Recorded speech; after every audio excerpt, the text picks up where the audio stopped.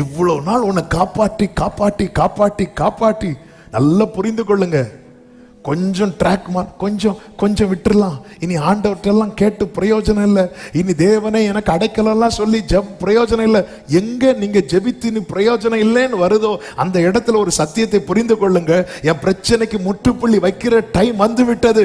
எனவேதான் பிசாசு என்னை திசை திருப்ப பார்க்கிறான். பிசாசு என்னை திசை திருப்ப பார்க்கிறான். எவ்வீரு வீட்டுக்கு இயேசு பக்கத்துல வரும்போது எவ்வீரு வீட்டுல வந்து சொல்றாங்க, போதகரை இனி தொந்தரவு பண்ணாது. ஏன்னா ஆண்டவர் பக்கத்துல வந்துட்டாரு. சீயோனே, உனக்கு தயவு செய்யும் நேரம் வந்து விட்டது. உனக்கு குறித்த நேரம் வந்து விட்டது. இந்த நேரத்துல நீ இப்படி கை நீட்டுவதற்கு பதில் அவருடைய தயவுக்காய் கெஞ்சுவா என்று பார்த்தால் ஆகீசிடத்துல போய், நான் உம்முடைய அடியான். ஆகீசும் பாருங்க, இவனுடைய இந்த செயல் இப்ப கொஞ்சம் கொஞ்சமா இஸ்ரவேலர் என்ன செய்ய ஆரம்பிக்கிறாங்க தெரியுமா? தாவீதை வெறுக்க ஆரம்பிக்கிறாங்க. ஏன்னா இஸ்ரவேலருக்கு பெரிய பகையாளியை யாரு தெரியுமா? பெலிஸ்தியர். தாவீது இப்ப எங்க போய் இருக்கிறான்? பெலிஸ்தியர். கர்த்தர் தாவீதை எதற்கு தெரிந்தெடுத்தார்? இஸ்ரவேலை மேய்ப்பதற்காக.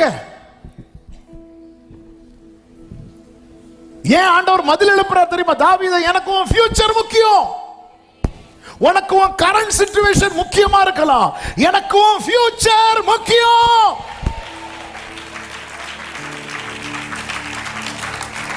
எனக்கும் ஃபியூச்சர் முக்கியம். ஹல்லேலூயா.